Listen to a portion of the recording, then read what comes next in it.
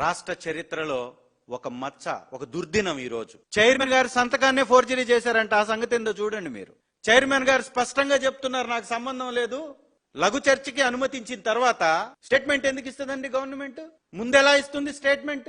చర్చకి అనుమతి ఇచ్చిన తర్వాత స్టేట్మెంట్ ఇవ్వడానికి అనుమతి ఇచ్చినట్టుగా పయ్యావుల కేశవ్ గారు ఒక పేపర్ చూపించారు. నేను అడుగుతున్నాను సార్, మీకు చైర్మన్ గారు నేను పేపర్ ఇవ్వలేదన్నాడు. మంత్రి గారు పేపర్ తీసుకొచ్చి చూపించారు పోడియం దగ్గర, ఆయన నిలబడ్డ ప్లేస్ లో. దాదాపు 10 మంది పైచిలకు మంత్రులు వచ్చి పోడియం దగ్గర చైర్మన్ గారికి వారిని ఇబ్బంది పెట్టేలాగా మాట్లాడుతున్నారు. చైర్మన్ గారు స్పష్టంగా చెప్పారు, నేను ఎలాంటి స్టేట్మెంట్ పాస్ చేయలేదు, లఘు చర్చ ఉంది కాబట్టి స్టేట్మెంట్ ఇవ్వడానికి నేను ఒప్పుకోలేదు అన్నారు. అప్పుడు ఎవరు సార్ దొంగలు? నువ్వు 2 గంటల దాకా చర్చించేవాడు, ఉదయం 2 నిమిషాల సభలో ఎందుకు ఉండకెళ్ళిపోయారు? ఎందుకు చర్చ జరగక ముందే మంత్రులు లేశారు? చైర్మన్ గారు అన్నారు, మీరు వాంటెడ్ గా చేస్తున్నారు, ఇది చర్చకు అనుమతించిన తర్వాత మీరు ఇది చేయడం తప్పు, కావాలని మీరు చేస్తున్నట్టుగా ఉంది అని చైర్మన్ గారు అన్నారు.